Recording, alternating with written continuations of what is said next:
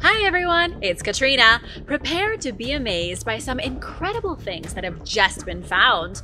From an entire lost world to a mysterious star that could be causing mass extinctions, I have a lot to show you today. So hit that subscribe button and let's start with a world hidden for millions of years. The Lost Cave World. An entire lake has been hiding underneath a mountain for millions of years. You're not going to believe the secret world I'm about to show you. There's caves, darkness, and creatures to give you the creepy crawlies. This amazing discovery takes us to the Amazon basin, to a vast jungle hardly explored by humans. In this jungle are the Tepuis Mountains, the rocky tabletop plateaus with caves dotting their steep cliffs. Because the mountains have so many sheer drops, many of the caves are impossible to reach without being Spider-Man.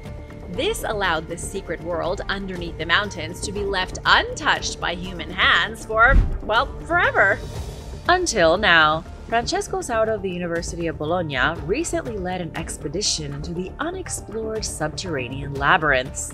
The expedition was 40 days long, with Francesco and his team exploring nearly 10 miles of never-before-seen subterranean passages. Francesco said the caves are a completely different world. The walls are sometimes pinkish from all the natural quartz. Everywhere are streams and thin rivers. The water turned red due to organic acids. Stalactites and stalagmites are all over the place, shaped by eons underground. Some look like mushrooms, others look like strange creatures.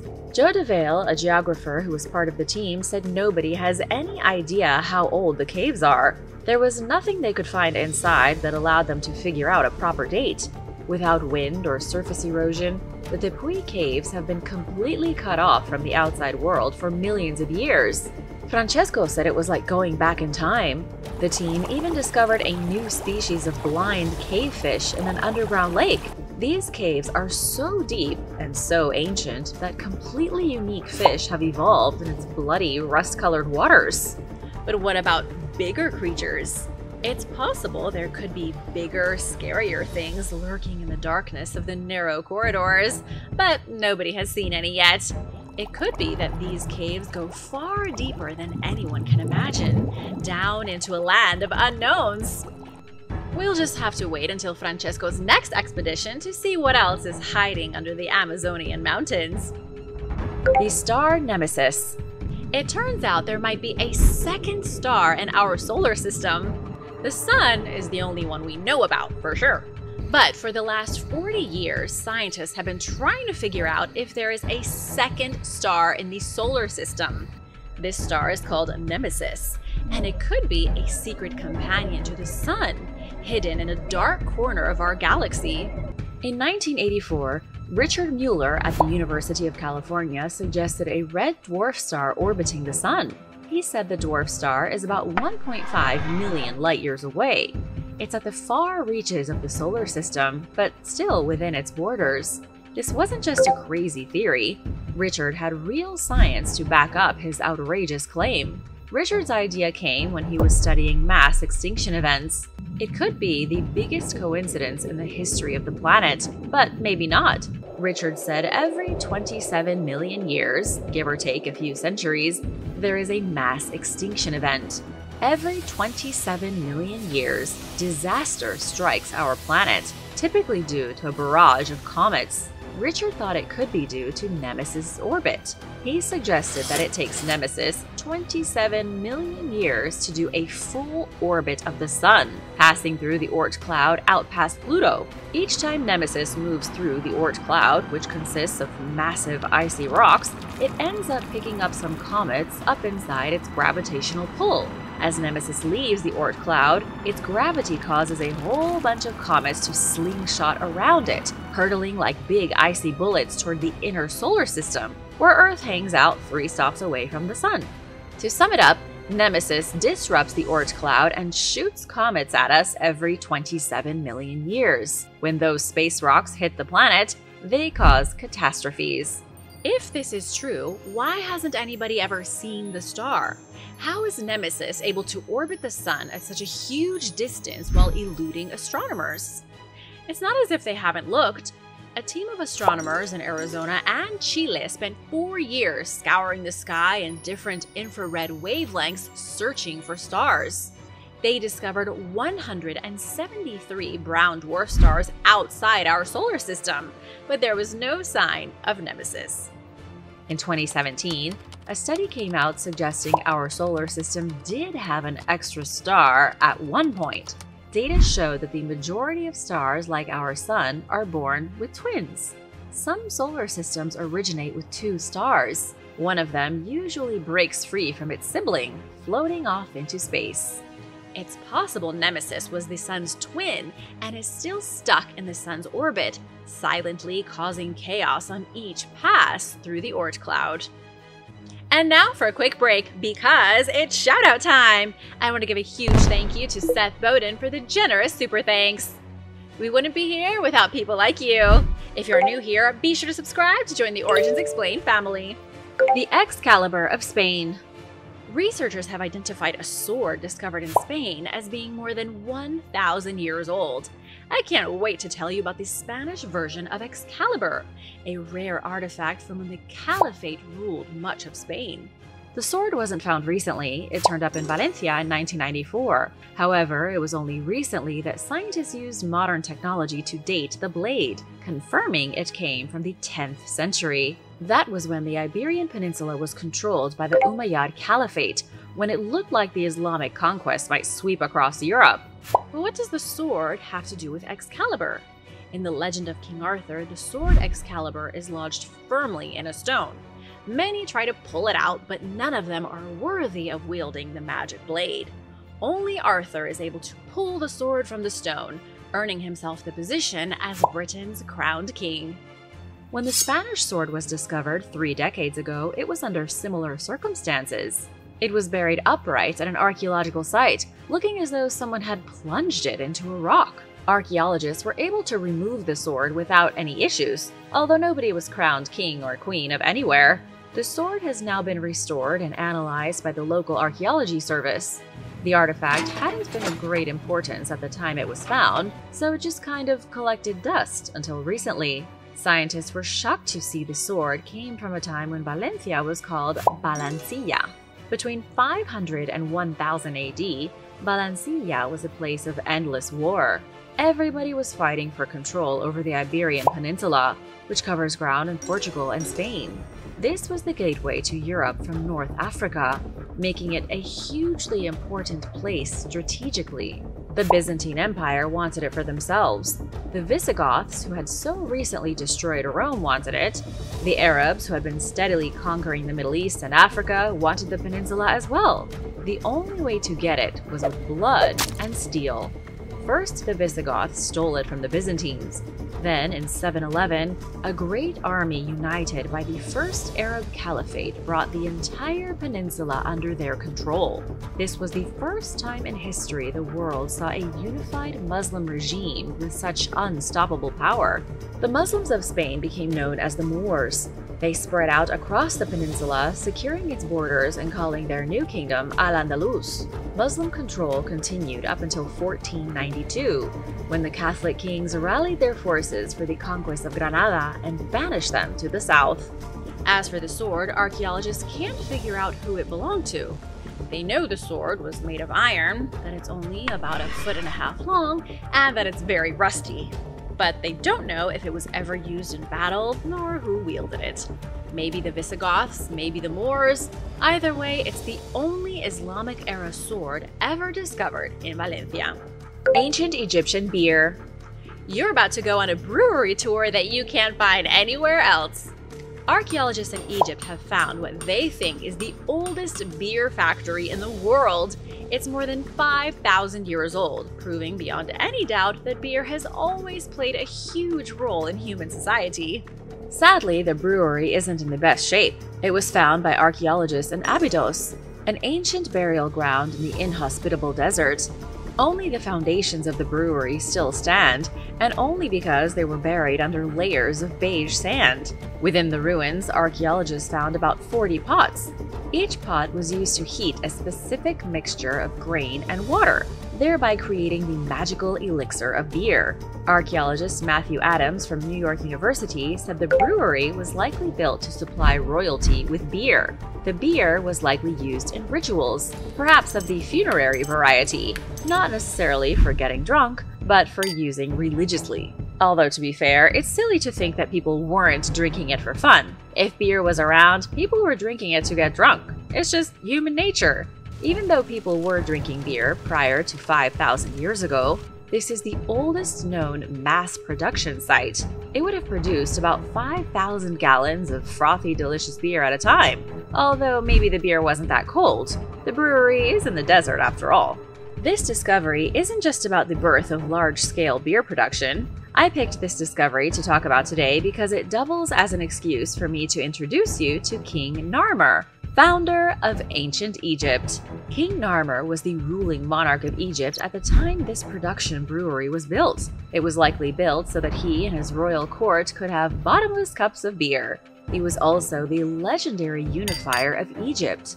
Narmer became pharaoh in 3273 BC. That was the exact year that ancient Egypt began. Prior to Narmer's ascension to the throne, King Ka ruled what's known as Proto-Dynastic Egypt.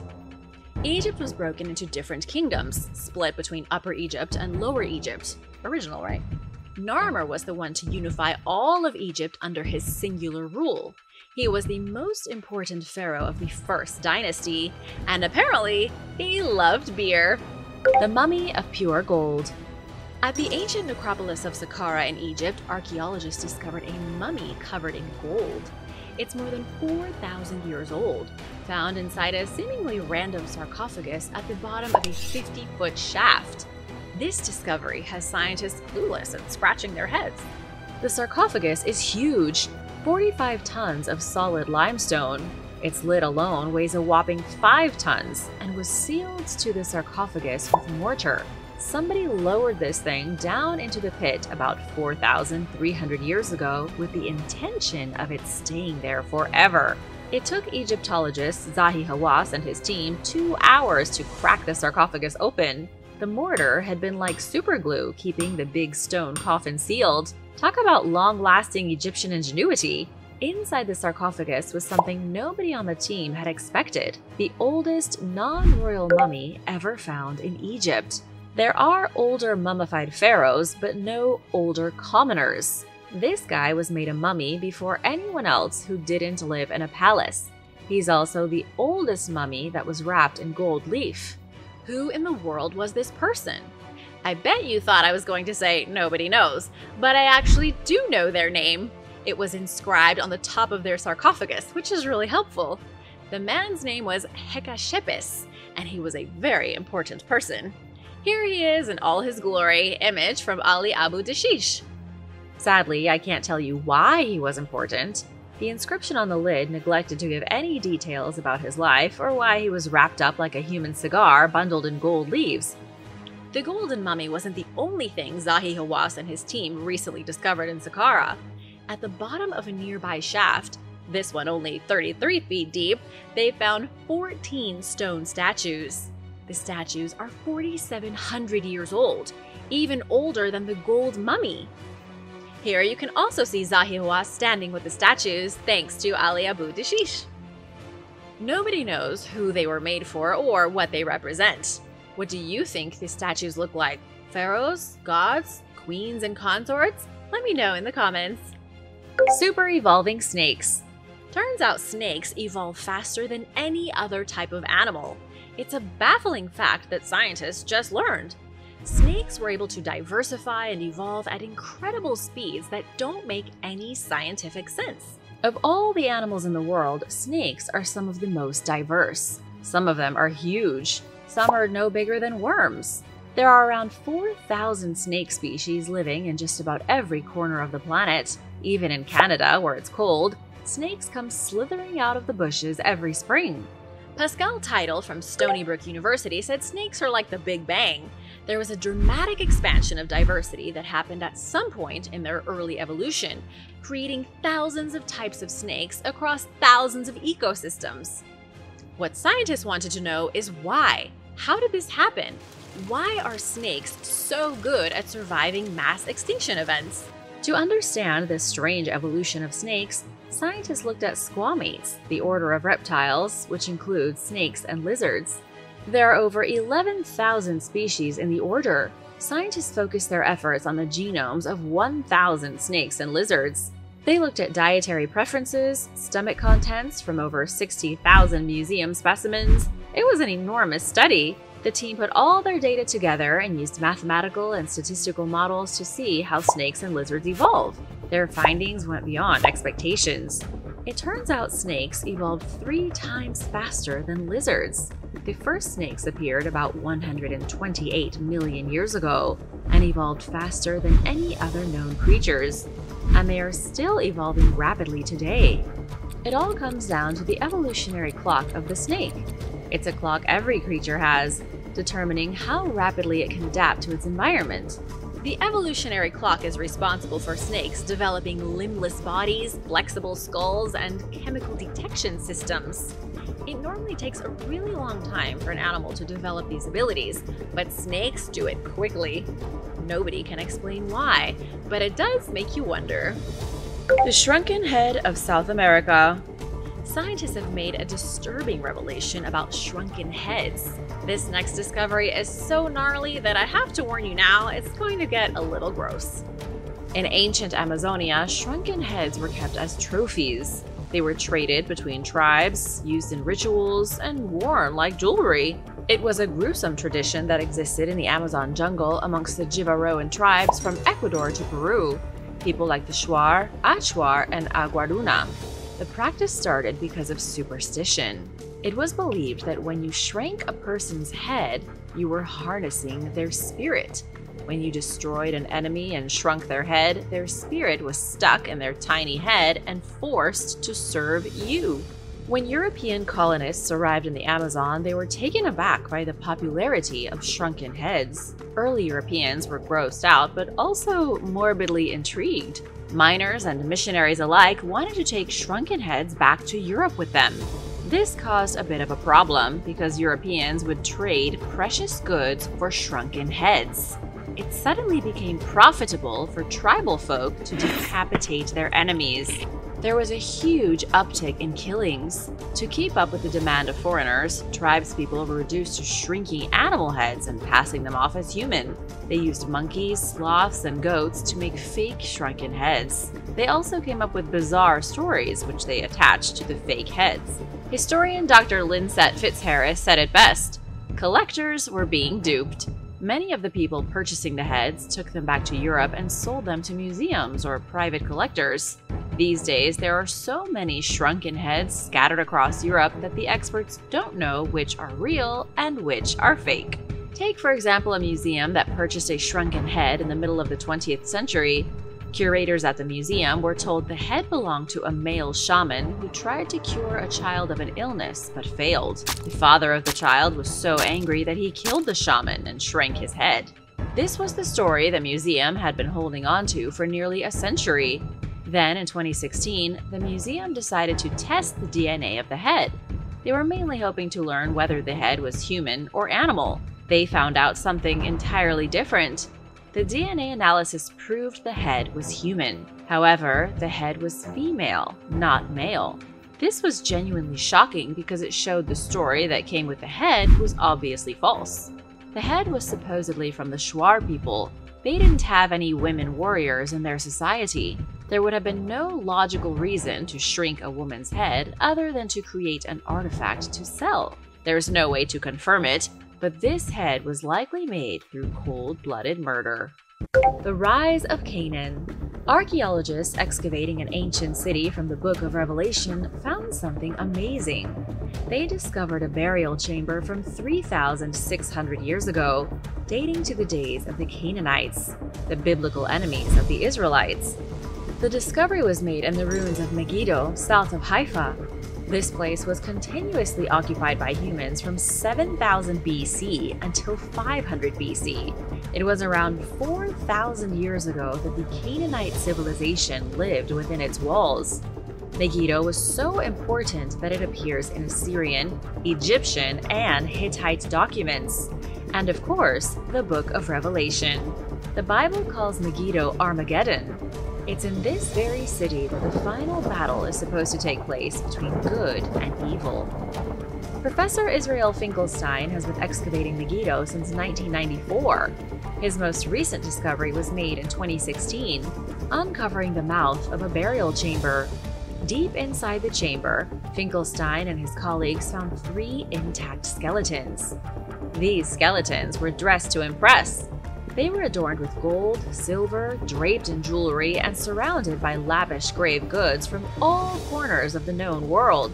Somebody had even left a feast down there with them, as if their spirits might be hungry for a picnic. One of the skeletons belonged to a middle-aged man wearing a gold diadem. Another skeleton was of a child, about the age of 10. The third skeleton was a woman in her mid-30s. Finkelstein thinks this was a royal Canaanite family, sealed in their private tomb since 600 years before the events of the Old Testament. The 3 skeletons are currently undergoing DNA analysis, with researchers hoping to trace their bloodline back even further. Nobody's ever been able to figure out where the people of Canaan came from.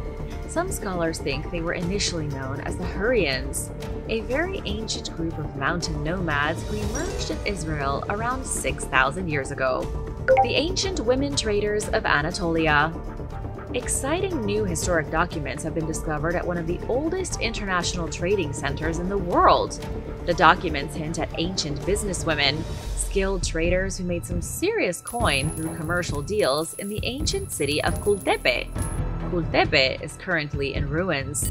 A decimated archaeological site in Turkey's Anatolia region, its roots going back 5,000 years. This city may have been the first one founded by the biblical Hittites when they arrived in Anatolia. All along the outskirts of the city is an ancient Karum, an Assyrian merchant colony. The Karum would have been the administrative center for the Assyrians about 4,000 years ago. Researchers think it was the earliest and biggest of its kind, making it the first organized trade center on the planet. It's not the city or the trading center I'm interested in, though. I'm here for the clay tablets archaeologists recently discovered during an excavation. More than 23,000 cuneiform tablets have been unearthed, too many to decipher in a lifetime, but archaeologists are trying, translating one tablet at a time to reveal secrets of the early Assyrians. Did you know that equality between men and women was more progressive in ancient Assyria than many places in the world today? It's true. Women were allowed to have their own businesses. They were in managerial positions. The queen was often considered the head of state, not always the king. Women were allowed to be divorced from their husbands if they wanted, and marriages were also typically arranged on a mutual basis, rather than women being clubbed over the head and dragged back to a cave. What archaeologists didn't know was just how savvy businesswomen were. Some of the clay tablets discovered in Kultepe bear the names and seals of women. This is amazing because it shows that even if a woman was married or single, she was involved in legal work, contractual work, and everything that came along with being a respected merchant. The bottom line is that the cuneiform tablets prove Assyrian women living in Anatolia had equal rights. More than that, women controlled a huge amount of the trading that went on in Turkey's most active trade city. The Chinese flood. In 1922 BC, terror came roaring down the Yellow River in China. An earthquake shook the ground, a dam burst, and an apocalyptic flow of water nearly wiped out civilization. But was this the same flood spoken of in the Bible? Or did China have their own biblical-sized flood? 4,000 years ago, human civilization was only starting to take off. There were about 27 million people in the world, less than the entire population of Tokyo in 2014. The Egyptians had already started building their pyramids. Stonehenge in Europe was just about finished.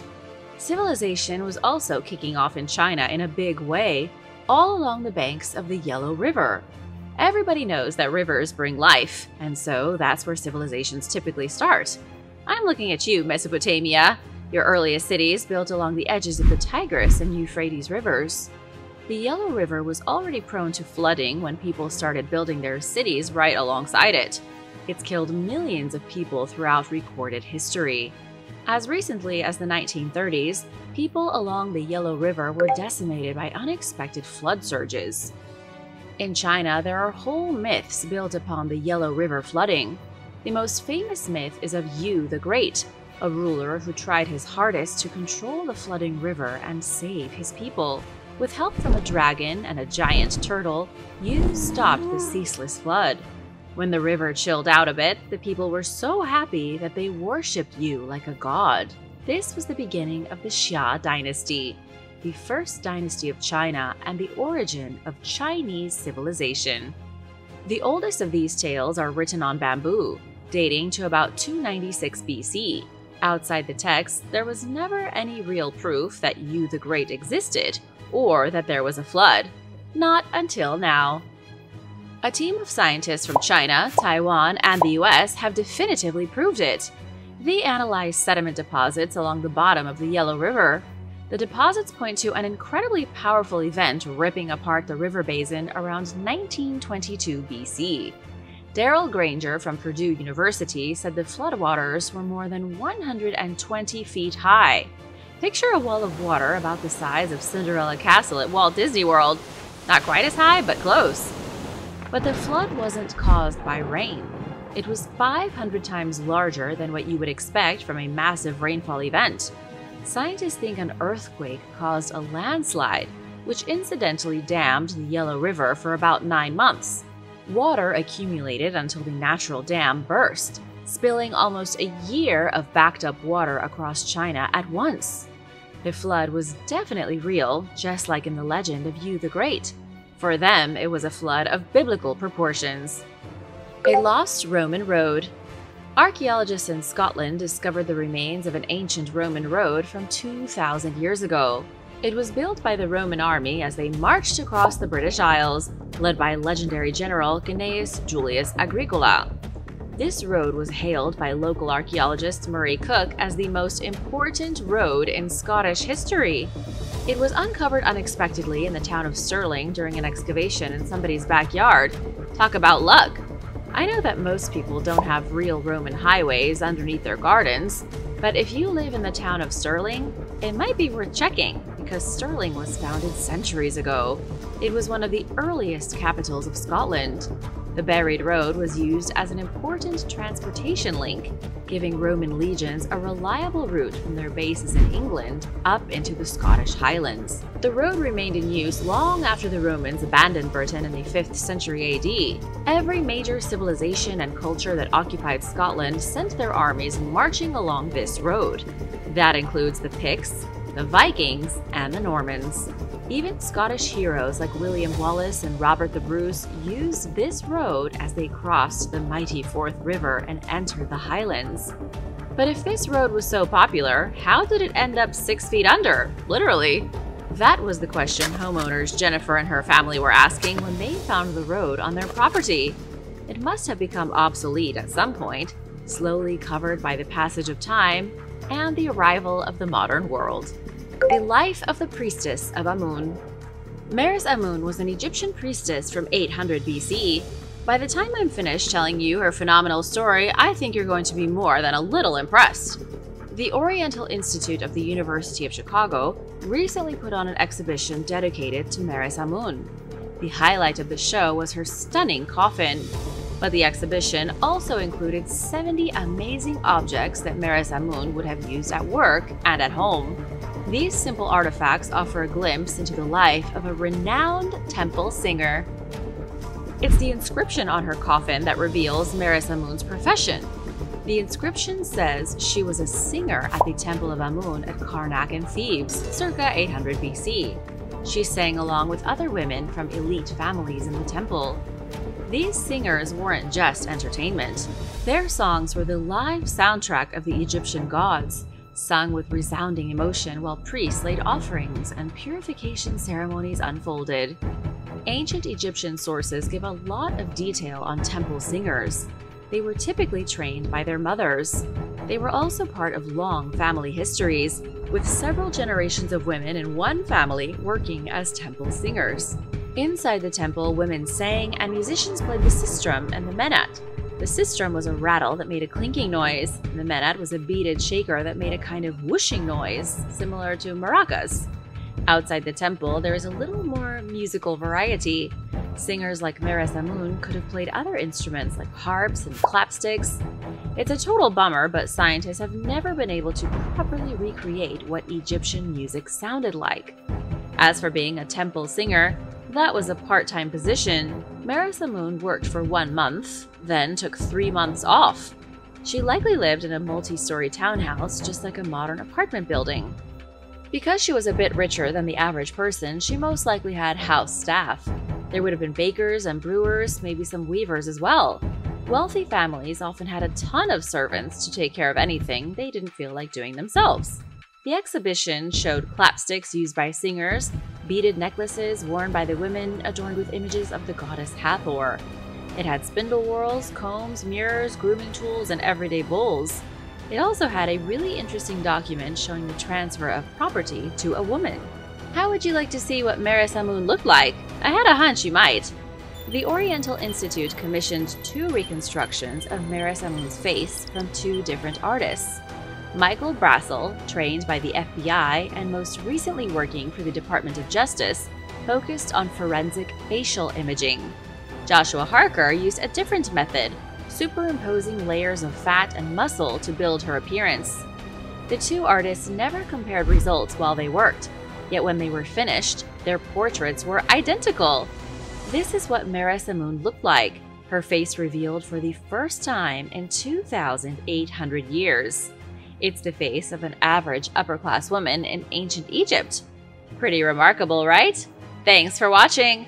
Let me know your favorite discovery in the comments below, and be sure to hit that subscribe button if you haven't already. And if you want to see more like this, be sure to stick around for an older video that you might have missed. Missing teeth. In the African country of Gabon, scientists were digging around in a subterranean cave looking for evidence of ancient humanity. While they were exploring, they found these skulls of adults from the medieval era. They didn't exactly date back to the beginning of human history, but it was still a good find.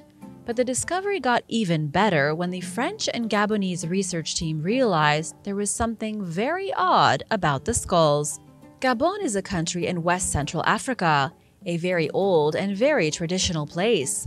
The archaeologists were working at a cave called Irungu, and they found a total of 28 skeletons dating back from between the 14th and 15th centuries.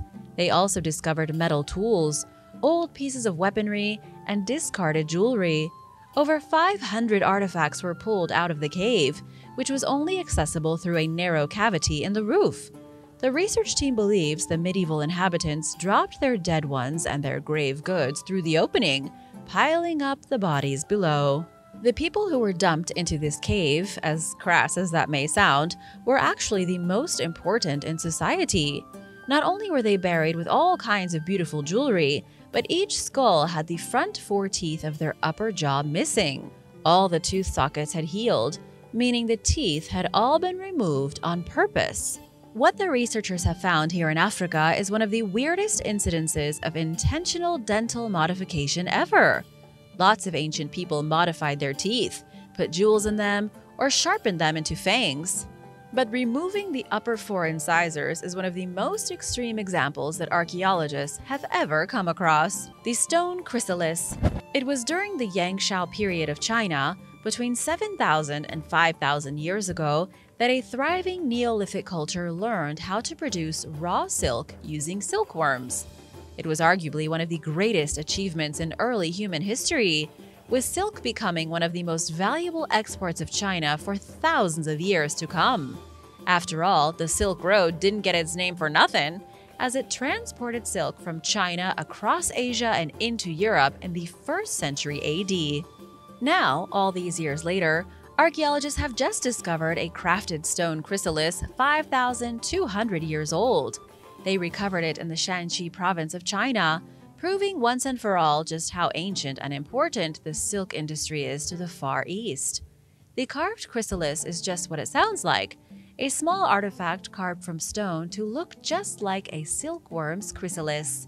The discovery was announced by the Provincial Archaeology Research Institute in China.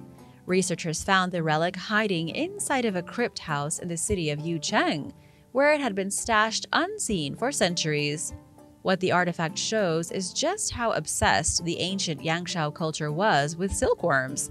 They were their bread and butter, their livelihood, and so most people likely had one or two silkworm-related statues in their homes. Some experts say they wouldn't even be surprised if the Yangshao had worshipped some kind of mysterious silkworm entity. Viking beaver fur. Scientists with the University of Copenhagen recently confirmed their suspicions that Vikings in 10th century Denmark were crazy for beaver fur. Beaver fur was actually a massive symbol of wealth and one of the most important luxury trade items to the Vikings. Forget about robbing stashes of gold and silver. The Vikings wanted beaver fur. One of the reasons this wasn't already confirmed is that fur doesn't really survive well. Even after just a couple of decades, fur decays and dies. Considering the Viking Age was between 800 to 1050 AD, any kind of animal pelts from back then are already gone, so archaeologists couldn't really find any actual Viking furs. Instead, the researchers had to look through written sources to find out that fur was one of their most important commodities. However, they had one other way of looking into the issue as well. Researchers studied various animal corpses from graves throughout Denmark dating back to the 10th century. And while they didn't manage to get any ancient DNA, they did look at the proteins to see what kind of animals high-ranking Vikings were buried with. The overwhelming results showed Vikings had the remains of squirrels, weasels, and beavers in their graves. Now, seeing as beavers are not native to Denmark, that means the Vikings would have gotten the fur through trade, most likely through a very distant trade. The most important members of Viking society then adorned themselves in furs and made sure they were even buried with them. The Cahokia Plaza. Cahokia was yet another great ancient city in the Americas. This one was many thousands of miles away from Peru, located in the vicinity of modern St. Louis near the Mississippi River. It was built around the year 1050 AD and prospered for over 300 years before being suddenly abandoned by 1400. This has totally boggled archaeologists because Cahokia, which is believed to have been the biggest Native American city on the East Coast, was abandoned prior to European intervention.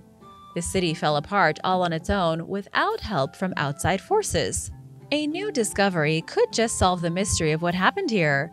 Archaeologists have been investigating Cahokia since the 1960s, but only recently found evidence that the main plaza of Cahokia was almost always underwater.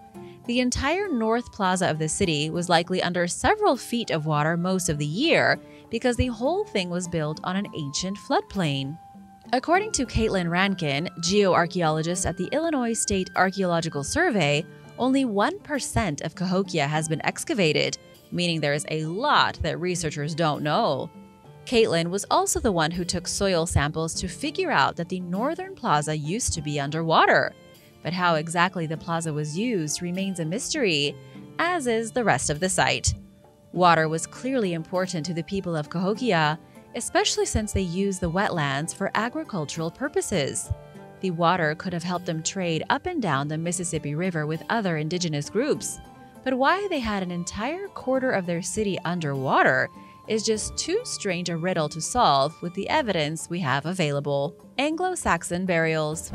During work on a new high-speed railway line near the small town of Wendover in England, excavators came across what's now believed to be one of the biggest Anglo-Saxon burial sites in all of Britain.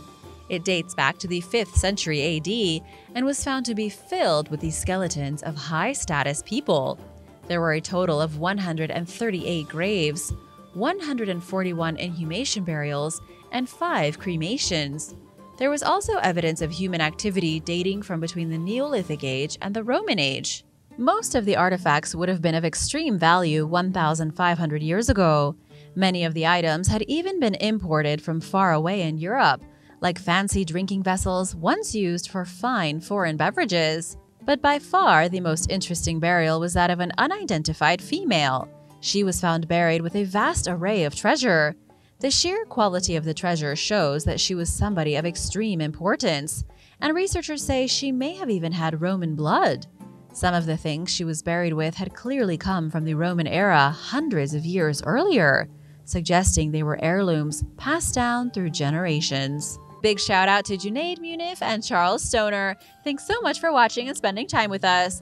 If you are new here, welcome, and be sure to subscribe if you haven't already. Lost buried ship. Tallinn is the capital city of the Baltic country of Estonia. It's located in northern Europe near Norway and just to the west of Russia, right at the edge of the Baltic Sea. The port in the city of Tallinn is one of the oldest in all of Europe and was a famous trading center in ancient times. Over 1,000 years ago, the Vikings of Scandinavia and the Rurik of Rus met here to swap goods. Just recently, workers at a construction site stumbled across an ancient ship from 700 years ago, quietly hiding underneath the streets of the capital. Not just a little bit under the streets, but approximately 5 feet deep, buried right under the sediment that modern Estonia was built on. The ship had once rested at the mouth of the Harjapeia River, a waterway that went extinct centuries ago and was built over. Researchers believe the ship belonged to the Hanseatic League. These people had a virtual monopoly over all of the maritime trade in the North Sea and the Baltic Sea. They even went to war against King Valdemar IV of Denmark. The League was so successful that they absolutely humiliated the King of Denmark and massively reduced the profits that the Danish people were receiving from sea trade. In the end, this is a really amazing discovery. The boat is well preserved, and it's actual evidence of a distinct time in history when Europe was under the thumb of a merchant guild. The Hanseatic League controlled pretty much all of the commerce from Germany to Russia. And if you weren't a member, well, too bad. Preserved termite poop. In the ancient Peruvian city of Chanchan, archaeologists discovered something uniquely surprising. They were excavating the ceremonial entranceway to an ancient palace when they found wooden guardians flanking each side of the passage. The archaeologists were thrilled to find actual statues made of wood, seeing as most wooden artifacts decay quite rapidly. But when they physically inspected the statues, they got the surprise of a lifetime. All 19 of the statues had been chewed through completely by termites, who changed the wood into termite poop. These weren't wooden statues. They were figures made up almost entirely of extremely old insect excrement. According to the archaeology director, Henry Gayoso, not all the statues received the same treatment. Some were built almost entirely of excrement, while others still had the core wooden structure preserved underneath a thick layer of insect poop. It's all been quite disturbing, but also immensely fascinating considering where these statues were found. Chanchan was the biggest and most important city to the ancient Chimu civilization. It was also one of the biggest cities anywhere in the Americas prior to the arrival of Europeans. And yet nobody is entirely sure when exactly the Chimu people abandoned their great city, nor why their seemingly successful civilization vanished without a trace. All we know at this point is that after they left, termites invaded and ate all of their statues. Our ancient ancestors. On July 8, 1994, an archaeological dig made history when the very first remains of the last common human ancestor were found at the Atapuerca site in Burgos, in Spain. Over the next 12 months, researchers dug up over 80 fragments of bone from 6 individuals, including a child of only about 10 years old. This site quickly became listed by UNESCO as a place of great importance, as it contained some of the oldest human remains ever discovered. This became such a big discovery that the Spanish archaeologist involved, Aurora Martín Najera, has since started the Museum of Human Evolution, not far from the dig site. Archaeologists unearthed over 200 stone tools that date back to at least 800,000 years ago. The discovery changed history, completely altering the public's perception on human evolution in Europe. The really interesting thing about these human remains is that they appear to be some kind of mix between ancient Homo heidelbergensis, the predecessor of the Neanderthal, and modern Homo sapiens. Whoever had lived in these caves were definitely descendants of the older Heidelbergensis, yet also closely related to us. They were essentially our distant cousins, a group of primitive cannibals who ate one another. Researchers know they practiced cannibalism because of marks found on the bones. These were hominid primates who used stone tools to rip their friends apart and eat them when the going got tough. They also may have been the first hominids in Western Europe, some 250,000 years before anyone else. But just wait, because this is how precarious archaeology can be. In 2016, over 20 years after the discovery, DNA analysis finally showed that these were not a new species at all. In fact, they were a misidentified group of cannibal Neanderthals from 430,000 years ago. The Sun Temple. Archaeologists in Egypt have discovered a mysterious sun temple during excavations at the Abu Sir necropolis near Saqqara. They found a small building made of mud brick and quartz blocks standing forgotten inside a complex of over 14 royal pyramids and tombs. But this mysterious building might be even more impressive than everything else at the site. That's because, according to officials with the Egyptian Ministry of Antiquities and Tourism, the ruins might belong to one of just 4 long-lost sun temples. The sun temples were built during the 5th dynasty of Egypt, from between 2465 to 2323 BC. Their purpose was to honor the Egyptian god of the sun, Ra, who was the ruler of all kings and the sky itself. These mysterious sun temples would have been the meeting places of the cult of Ra, where devout followers of the god went to give praise and sacrifice in the form of offerings. The temples were also very important to the pharaohs of Egypt, since they claimed to have a close connection to Ra himself. And while we don't know for sure if this broken ruin is indeed one of the ancient legendary temples, Egyptian archaeologists certainly seem to think so. Tomb of the Egyptian Commander. A team of archaeologists from Charles University in Prague recently unearthed a tomb in Egypt that belonged to a powerful military commander. The researchers were doing excavations near the Giza Plateau when they came across the commander's grave. He was buried in a tomb 2,500 years ago, and his name was Wa'ib Ra Merinate. The Ministry of Tourism and Antiquities says he was an army leader who served in the late 26th dynasty or the early 27th dynasty, near the year 500 BC. But he wasn't any ordinary commander. Wa'ib Ra Merinate was the leader of a military battalion of foreign mercenaries. This was an extremely interesting period in Egyptian history. It was the first real age of globalism and the first time that foreign soldiers began fighting for whoever could pay them the most money. These were very real mercenaries, skilled warriors who made tons of cash by fighting in wars they had absolutely no stake in. Sadly, the great mercenary commander wasn't physically present in his tomb. When archaeologists entered his not-so-final resting place, they found that his sarcophagus had been smashed and his body pulled out of it. Seeing as ceramic vessels were left behind from around the 4th century AD, the robbery most likely happened over 1,000 years ago.